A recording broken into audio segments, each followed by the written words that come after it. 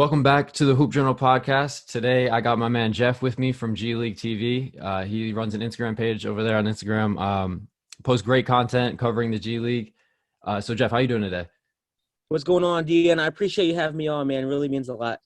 Yeah, absolutely. I'm excited to have you on. I'm excited to talk G League. So, before we get into the G League itself, just tell me and tell the audience just a little bit about you, a little bit of background about yourself. Yeah, for sure. I've been a G League fanatic since about like 2015. And I started going to Delaware 87ers games, which they're now the Delaware Bluecoats. And back in that time, they had Baron Davis was on the team for a little while. Nate Robinson was on the team for a little while. So it was a time of the G League, then D League, where the league was still growing. There might have been like a couple hundred fans there every game. But I've always been interested in like hidden talent and in minor league, like a minor league brand of basketball where, these guys don't get much exposure, not much media attention or anything like that. But they're super talented, and so that's kind of what drew me to the G League. And ever since then, I've been, kind of fanatical about it. And then I started my G League TV page about a year ago, kind of when quarantine first started and there was nothing to do.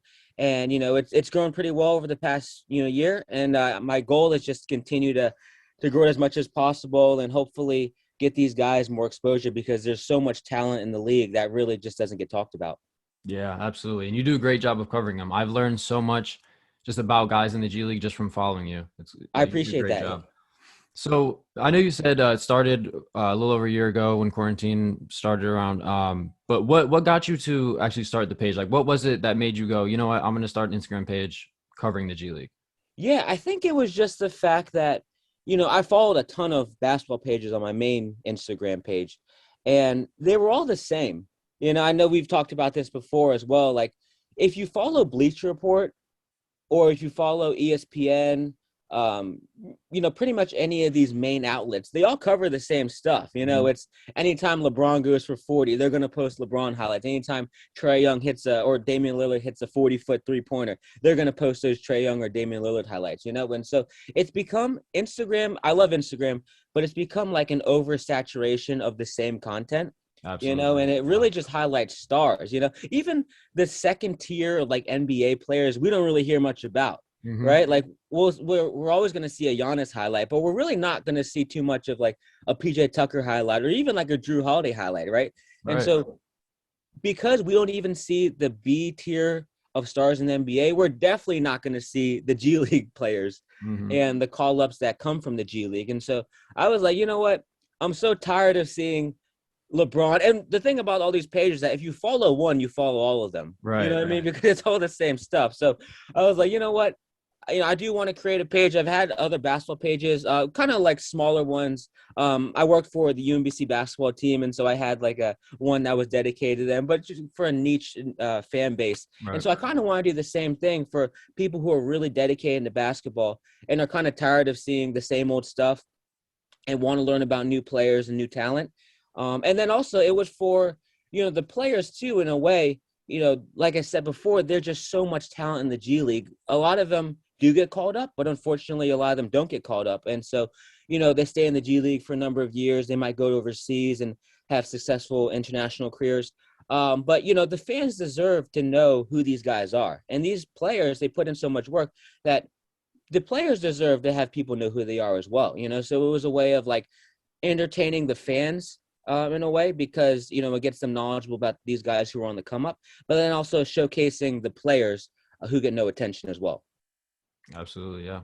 Yeah. And that's been a big inspiration from my page too, is just trying to cover things that you don't really see from like Bleacher Report, ESPN, those outlets, because they're really all posting the same things that you don't Right. see anywhere else. So I want to talk about the talent in the G League and the young guys in the NBA. Why do you think that we've seen such an explosion of young talent over the last 2 or 3 years? Do you think it's more of just opportunity and teams are now building rosters with younger players, or do you think there's just more talent than ever before? I think it's a combination of both. I think that the players that are coming out are just there's such a huge pool of players that are NBA worthy, and that could be in the G League, that could be overseas in China or Australia or Germany or anywhere. There's just so much talent. And so, I think it's just the pool is so much bigger. And then also, I think teams are more invested in using their G League affiliates as much as ever now. And it's proven, like the Toronto Raptors this year, maybe 9 of their rotating players were G League alum. And even though they didn't have a great season, if you just take a couple of years ago, when the Raptors won the championship, I mean, a lot of their core was from the G League as well, whether it's Fred VanVleet or Pascal or Chris Boucher, all these guys come from the G League, and they've kind of been built up through that system. And I think that as the years have gone on, tons of players have come through the G League, and then they've also been able to perform at the NBA level. Even like Rudy Gobert was a G Leaguer for a little while, and then Chris Middleton was a G Leaguer as well. So, so many guys have come up through the G League system, and then they've proven themselves at the NBA level, which has given more credibility to the G League. And so teams, I think, like I said, more than ever now, are looking at the G League and be like, this guy can really play. You know what I mean? He's putting up numbers in the G League, but that's transferable to the NBA. Right. Yep. And I think also the NBA is doing a great job, and teams are doing a fantastic job at looking for not only the stars, but the role players as well. One of my favorites this past year was Devin Kennedy, who won Finals MVP for the Lakeland Magic. And Devin didn't put up huge numbers. He might have averaged 11 or 12 for the season. And those aren't numbers that are really going to pop off, to the average fan, 12 points a game or whatever. Mm-hmm.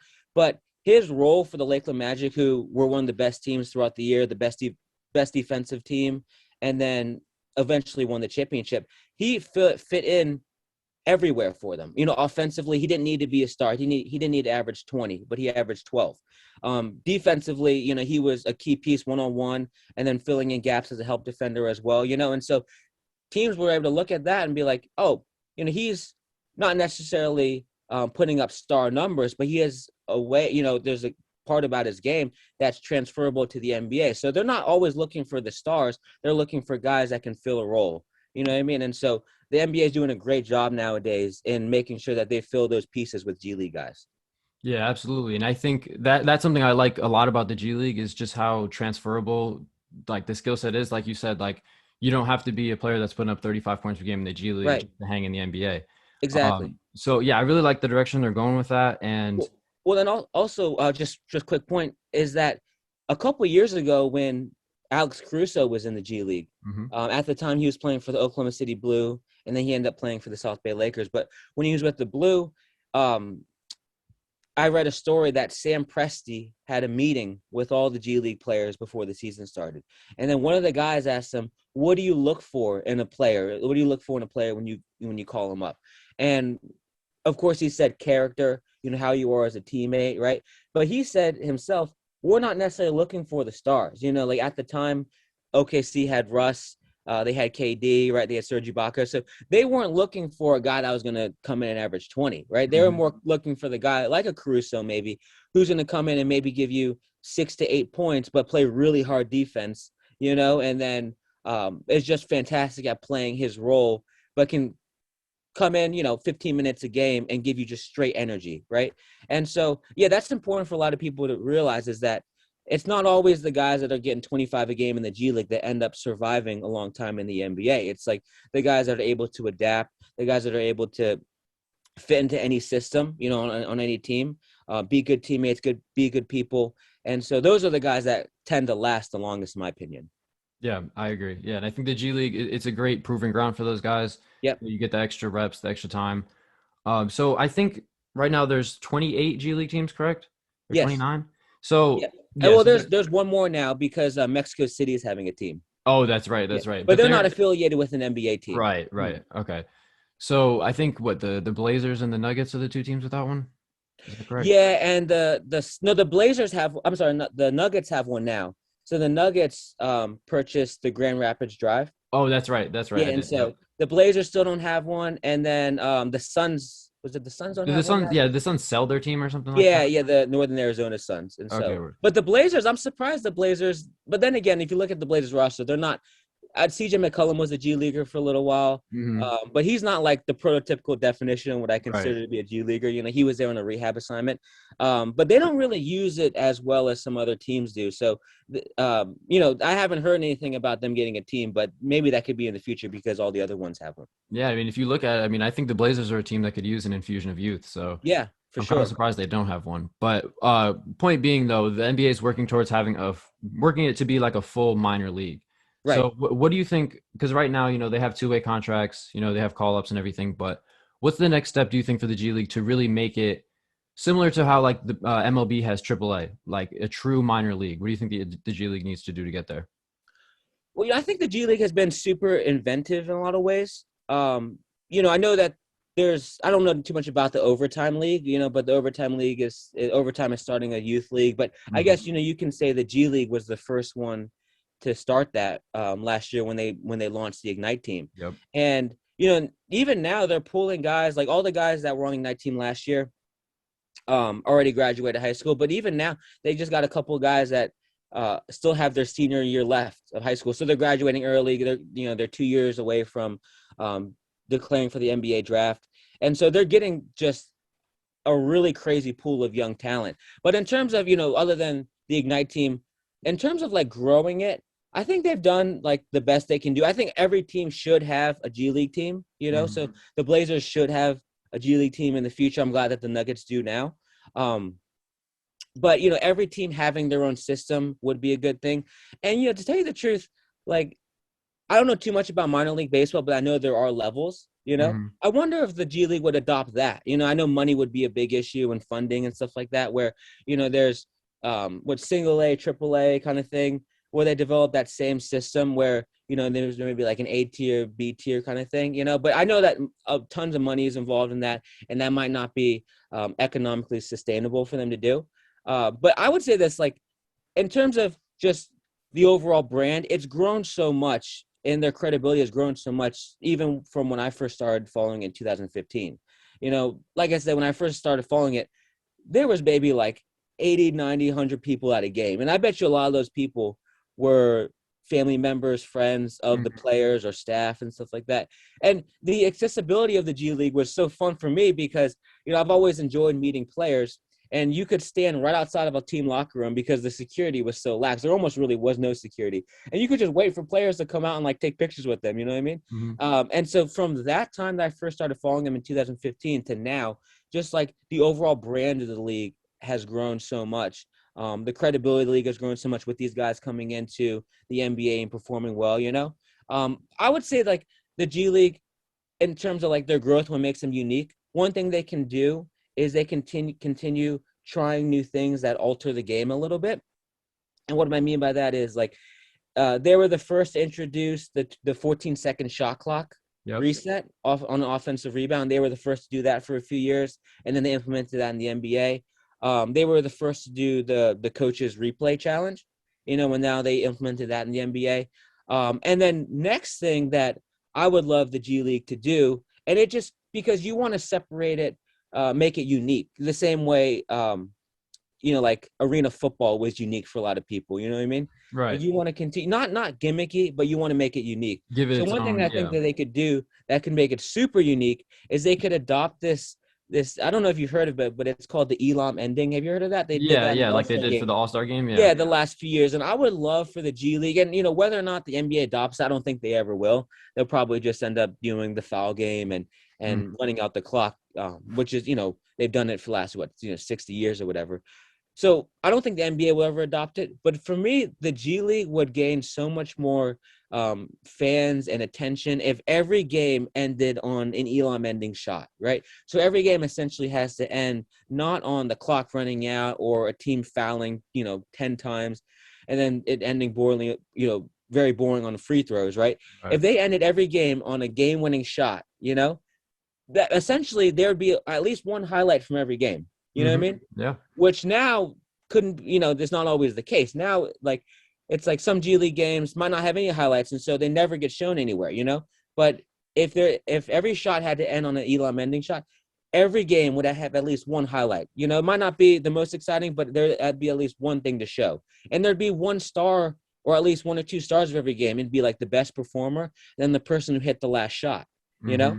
And so it'd be a way for like the G League to continue separating themselves, you know what I mean? And for a way to them to grow their own brand so that they're not, of course they want to be associated with the NBA, but you don't want to be an exact replication of the NBA. You know what I mean? You kind of want to do your own thing and set your own boundaries and have your own standards and stuff like that.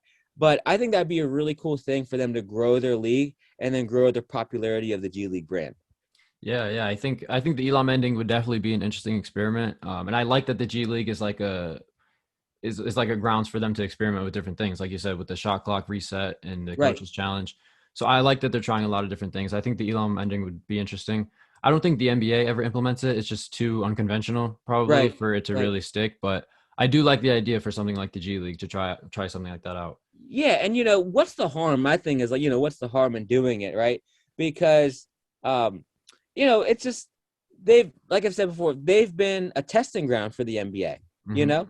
And even if the NBA never adopts, I just think it would be a cool concept for the G League to kind of like stand out among everybody. Because they do it full time now. I don't know if you've seen, are you familiar with TBT, Yeah, the I was gonna basketball bring that program? up. Yep. Yeah. Yeah, so they do it full time in TBT, and every game in TBT ends with a dagger. You know what I mean? And it's super Uh, exciting. Yeah. yeah, it's super exciting, and then every game ends with the winning team mobbing the player that hit the game winner. You know what I Hmm. mean? And it's just a great scene.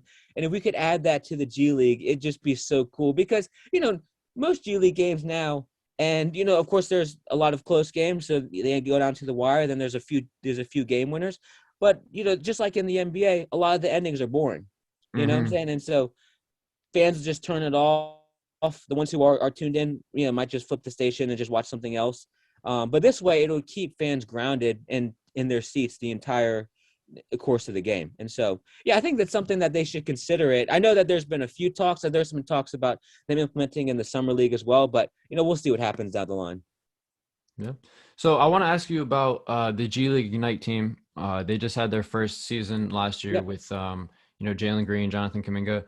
Do you think that this program is A, good for the G League, and B, good for the kids involved? Right, right. I think the G League, I think the Ignite team has been really good. First off, you know, I am a proponent of college as well. Like I'm not anti going to college Hmm. and playing college ball. I think that there's a ton of benefits. And I actually not too long ago spoke to a guy that I just connected with through my Instagram page, and he's a 5 star and he's considering going to the which route to take. So he was telling me he has like all these offers, right? And then he was like, then he was like, oh, I might consider going to the G League too. And I don't know this guy really personally. We just kind of DM'd each other about it. Hmm. And I was like, when you're weighing your options, there's pros and cons to both. There really are pros and cons to both. Absolutely. Going to college and playing, I used to work in college ball for men's and women's sides. And so going to college and having that atmosphere and being just a regular student, you're 18, maybe sometimes 17 years old, 17, 18, 19 years old. That's good for you to have that experience, to kind of ease your way into it. And then on the opposite side, there's also benefits of going pro right away and making $500,000, to $1 million, and then also having that option of still taking online classes and stuff like that. But I know these guys are more focused on ball, so there's pros and cons to both. But as far as like the G League team, the G League Night team, they did a great job last year of incorporating 5 or 6 young guys in with a group of veterans. I think that's the thing that people miss out on too, Hmm. is that it's not just a group of 18-year-olds all balling out. They're being paired with Jared Jack, who's what, like a 12 to 15-year NBA veteran. Right. Amir Johnson, who was a 13, 14-year NBA veteran. Even G League veterans too that have been around the league 5 or 6 years. Maybe on the younger side, maybe they're only 28, 29, but they're still so-called veterans and they've been in and out of the league and stuff like that. And so it's the Ignite team. It's not just like a bunch of 18-year-olds running around all the time. They're going through mentorship. You know what I mean? They have the opportunity to take classes. They're getting a taste of the pro lifestyle. Now, I do think that if you go to like a big name school, it's so professional and tightly run there too that it's almost like a pro lifestyle as well. But they're getting like, I guess, the real quote unquote pro lifestyle where you're not going to classes, you're not around students, you do have the freedom to go out and do things as well. And so, they're getting like kind of the best of both worlds. And then on top of that, they're getting paid a ton of money. You know what I mean? Mhm. Now, my only concern with the Ignite team is that, of course, you have the Jalen Greens, who is going to be a top 5 pick. You have the Kamingas, who, of course, is going to be a top 5 pick. And then you have guys like Daishen Nix, who's going to be a good player. I still think, he's going to be in the league. Or Isaiah Todd, still a really good player. But what is going to happen to these guys if they don't perform well at the Ignite level? I was kind of that's a concern of mine, is like, these guys make the decision to go to the Ignite team, and then after 1 year, unless with the exception of the couple guys that skip their senior years, so they have 2 years, but all the guys that have 1 year, what happens if they don't play well during that 1 year, or you can see some obvious flaws in their game during that 1 year? So what happens? They have to enter the draft, they don't get drafted, and they're back in the G League, And so, unfortunately for the guys that I just mentioned, they're all going to get drafted, But there was also a guy on the Ignite team named Principal Singh. I don't know if you've heard of him. He was, Yeah, he ended up leaving, right? yeah, and he was planning on being, when they were promoting him, he was planning on being the second player of Indian descent in the NBA. Mhm. And super young, like 6'10", 6'11", but he made 3 baskets all year, and barely played. When he did play, which was kind of like in garbage time, he kind of looked uncomfortable in the court a little bit, I would say. And so, you're looking at a guy, and it's like, what happens to him, right? Does he go back to India and play, or does he? I guess I'm assuming he wants to declare for the draft, right? But with 3 baskets on your resume, there's no way you're going to get drafted. So is he back in the G League next year? You know what I'm saying? Not on the Ignite team, but maybe on a different team. Right. Right. And so, yeah, like I said, there's pros and cons of both, because like if you don't play well as a freshman in college, you do have that option to return to college before you enter the draft, And so, the G League Ignite team, which I think is great, it's not totally flawless. I think there are some holes in it that need to be considered as well. But it's a great option, and I think it'll continue to grow, and I think it'll continue to bring more people to the G League in terms of like fans and media attention, because a lot of people weren't really concerned with any of these G League guys except for Jalen Green and Jonathan Kuminga. Right. Yeah.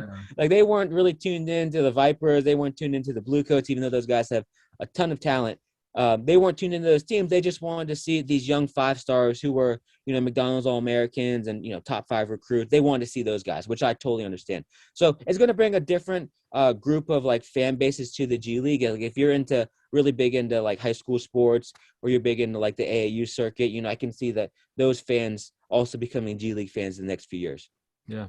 Yeah, there's definitely a lot of risk involved in joining the Ignite team, especially for the Principal Sings and the Isaiah Todds of the world, which is why I like that they are at least trying to limit it to like the elite of the elite prospects. Right. Because like you said, if you're in college and you don't have a great freshman year, like look at Brandon Boston at Kentucky. If he can decide, I think he declared for the draft, but he could have decided to just go back to school another year and fall back on that. Whereas someone like Singh, he's kind of in limbo right now. But I do think the G League has done a really great job of setting up this Ignite team. I think Brian Shaw, from what I understand, is a great coach. Yeah. Like you said, they brought in those veterans. So, yeah, there's a lot of risk involved in it. But I think for someone like Jalen Green, someone like Jonathan Kuminga, it's a great option for them. They're getting paid. They're getting that pro lifestyle. For sure. They're getting, that scholarship money too. I really like that, because worst case scenario, say, Jalen Green were to have some freak injury, can't play basketball again. He still will get that college education from the G League, which I really Most like. definitely. And I would say this too, I think Brian Shaw, he did a great job this year. It's a hard job, I think, to coach the Ignite team, in my opinion, because you have all these young guys, and all these young guys are the top of the line, high school recruits. All of them are like, we're one and done, which I guess if you join the Ignite team, you really have no choice but to declare for the draft afterwards. But they're trying to showcase themselves, because they would have gone to college and been 20 points per game players, right? And then at the same time, you're trying to appease these veterans, and a lot of these guys are trying to make it back to the league. Even though Jared Jack is an older guy, he was still balling out in the G League the year before with the Skyforce. He was getting like 15 points a game, and he had talked about a few times that he's trying to make an NBA comeback. A lot of the G League veterans that were on the Ignite team, aside from the Amir Johnsons and the the Jared Jacks are also trying to get to the league, or earn themselves another contract. So you got to appeal to two groups. It's like, and also like, it's like, you got to think to yourself, what do the fans want to see, right? So you got to appeal to them too. They want to see the Jalen Greens, they want to see the Kamingas and the Isaiah Todds and the Daishan Nixes. They want to see those guys, right? But at the same time, it's like you have to make both sides happy.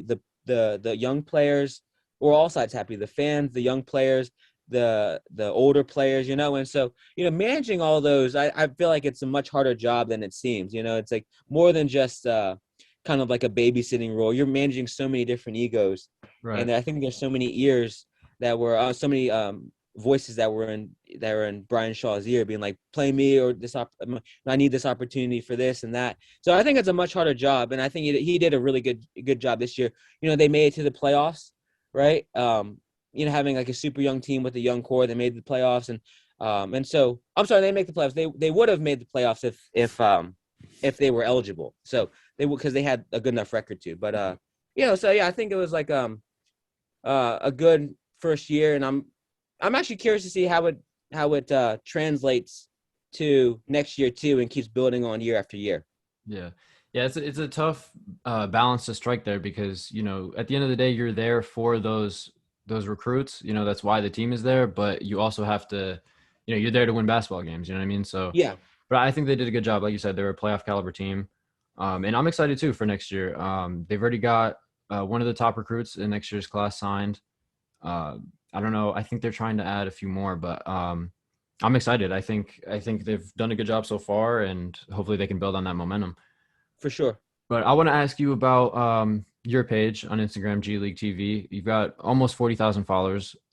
So you post basically anytime anyone in the NBA has a big game if they're a G League alum. Yeah. Have you had any players reach out to you directly when you post about them? Yeah, for sure. Actually, I would say it's mainly like the G League guys that have been in the G League the last few years that appreciate it the most, Hmm. because they're still trying to build their brand and prove themselves, like, for example, like one that I talk to all the time is Simi Shitu, and he got caught up in a two-way for the Knicks, but didn't actually end up playing for the Knicks. Or like Miles Powell, I talked to, I communicate with him through DMs and stuff like that. Every time they have a good game, they always repost it, which is great for building my platform as well, but yeah, and then a few I've talked to, like, just I've talked to Duncan Robinson a few times because I posted him, and he played for the Skyforce for a few years ago, and so but yeah, I talked to quite a few. It's more like that, those guys are more appreciative when they get shown love, because there's no other outlet that's really shown them. Right. I'm actually surprised sometimes, when a guy, because it's crazy, when a guy scores 16 points, that's a really good game, but it's not good enough for 99.99% of outlets to post about. You Right. know what I mean? But they're thinking to themselves, I just scored 16 at the NBA level, and no one knows about it. My Hmm. fans from whatever college I might have gone to don't know about it. My family, unless they check the box scores, wouldn't see it on any other platforms. And so those guys are a lot more appreciative, like I said, because no one else is posting about their games. And it doesn't even have to be like, um, it doesn't have to be like a 20-point game either. They could score 12.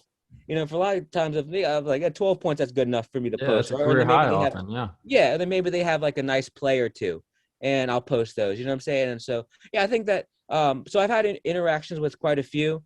A lot of them actually message, not a lot of them, but a few of them. Sometimes when they have a good game, they'll send me like the you see that, or whatever. And I'll be like, Yeah. yeah, I saw it. Don't worry, I'm gonna post about. Don't worry, because they want that. They're thinking to themselves like, no one else is going to post it, and I want to post it on my story and kind of get the recognition for it. But it works both ways too, because they post it and people see them shine, and then also it's great for growing my brand too, because they might click Mhm. on the post and then click on the page and see kind of the videos that I'm doing and stuff like that, and hopefully give me a follow. But yeah, so it's great for both sides. Yeah, absolutely. So I want to ask you about your page itself. Do you have any like long-term plans for it? Because you've been growing very quickly in the last year. Do you have a plan for like the next step, or are you just focused on continuing to build your base?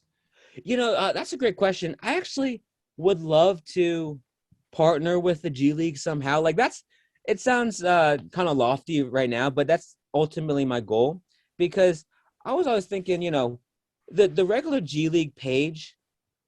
itself is, the people who run it, in my opinion, don't want their page flooded with 20 posts a day of highlights, right? So I feel like it'd be beneficial for the G League to have like an official highlight page. You know what I mean? Where you can see all those highlights. You don't have to see on the main page. The main page can stick to like maybe like sponsorships or highlighting maybe like the top of the top performers, you know? Yeah, those more formal posts. Yeah. Yeah, yeah. Um, but my page can focus on pretty much everything in between that.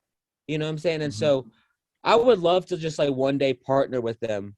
And because my thing is too, there's there's a ton of that we don't know about in the G League that's going on right now. And there's even more that we don't know about that's happened in the past, right? Because in my opinion, I know a lot from maybe 2014 on, Mhm. right? But anything before that, there's not much record of. Right. Yeah. There's no video of it.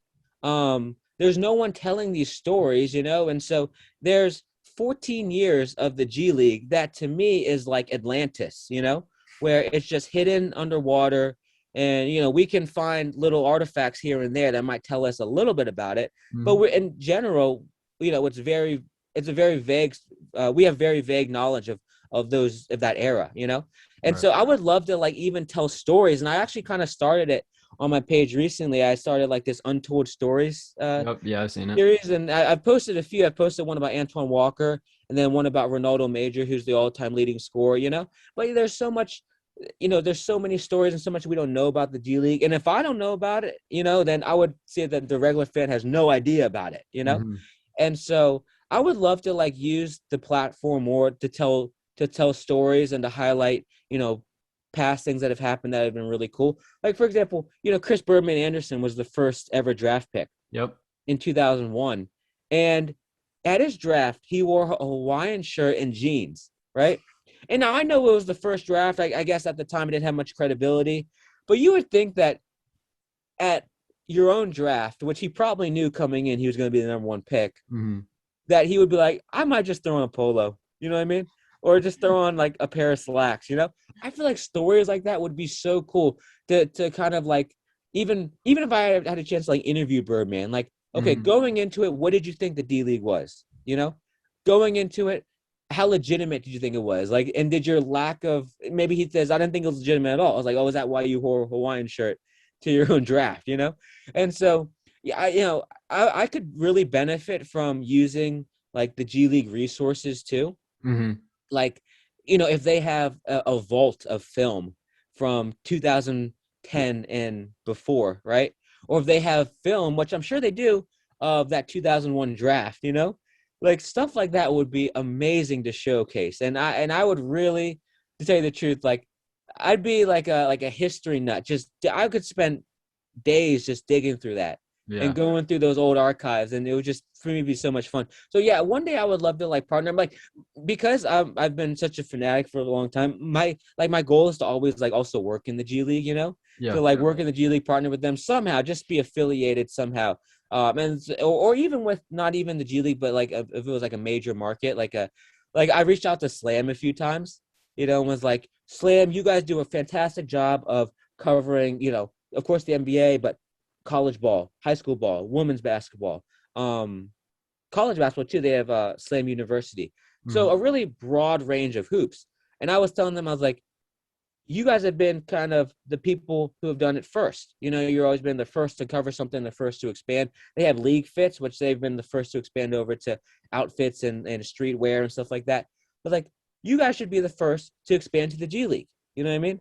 But I haven't, they, from the talks I had with some of the people, that they didn't seem like they were all that interested. Maybe that'll change as the league continues to grow. But yeah, doing something like that would be like a dream of mine. Yeah. Yeah, I think just go back to what you said earlier. I think there's probably a ton of hidden gems from like the early years of the D League. Yep. Yep. Like I knew Chris Anderson was the number one pick, but I hadn't heard that draft day story. So I'm sure there's tons of stuff like that in the early years. But Yeah. I think honestly, I think a G League partnership for you is not lofty at all because as far as I can see, I mean, you're the premier source for discovering these hidden talents, so to speak. So Oh, I you know, appreciate I that. Absolutely, man. I really think that you do a great job covering these guys, and you've blown up accordingly. So I could definitely see a G League partnership in the future, and I like that idea with Slam too. I do like Slam a lot. I've had their magazines for years, and yeah, I think the G League is a nice niche that they can expand into, because I think there's a lot of growth opportunity with the G League, and it's growing in popularity a lot in the last few years, and you know I think that's going to continue to happen with Ignite, and with hopefully all 30 teams having a minor league team soon. Um, yeah, I think you're doing a great job, man. I think G League TV is a great Instagram page, one of my favorites for sure. I appreciate that, bro. And I think that down the line, like like I said, in the past 5 or 6 years that I've followed the G League, it's grown exponentially. I can't imagine the next 5 years. Hmm. You know what I mean? Where they continue getting guys like, uh, maybe like an old veteran like Lynn to come back. You know what I'm saying? Or they continue getting like maybe a player like Kevin Porter Jr., right, who really helped explode the G League's popularity this season. And the more players like that, and the more overall attention that the G League gets as they continue to produce really good players that end up performing at the NBA level. In 5 years, we could be talking about the G League as like a really premier league that right now I think the people who follow it are like the hardcore basketball fans, but maybe 5 years from now, like the average fan knows a few G Leaguers or more than a few, you know what I mean?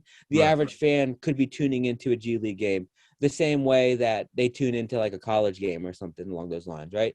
And so you know, it's grown so much in the last 20 years, but the next 5, 6 years, I think will be huge for the league's overall development. And, accordingly, like I'm hoping that it does blow up, because the more it blows up, the hopefully it corresponds to my page as well. Right. And, I can kind of reap some of those benefits too. Mhm. But yeah, I'm really looking forward to seeing how it grows and stuff like that. And I appreciate you always like showing love to the page and commenting and liking, and of course having me on here. Yeah, absolutely, man. So that was really all I had for you. Is there anything else that you want to say before we get out of here? No, I just like I said, I really appreciate the opportunity to talk. And then for those who are listening, give me a follow at G League TV. I just created a TikTok as well, and then also a Twitter. To say the truth, I don't really know how to use TikTok. I've just kind of been I had a TikTok, but on my personal account, but I never posted, just looked at stuff, Hmm. And Yeah. so over the past, like, I created maybe like 4 or 5 days ago, I've been trying to like think of different ways to use the effects and stuff like that. Yeah. So I'll continue growing over there too. And then I'll post things on there that I won't post on Instagram, so that some to mix up a little bit. But yeah, I appreciate you having me on, man, and thank you to everyone that's listening. Go give us a follow, shoot me, hit me in the DMs. I appreciate it. Yeah, absolutely. Make sure you guys go follow at G League TV on Instagram, on TikTok, Twitter, everywhere. Jeff, thanks for coming on, man. Thank you, bro. I really appreciate it, dude.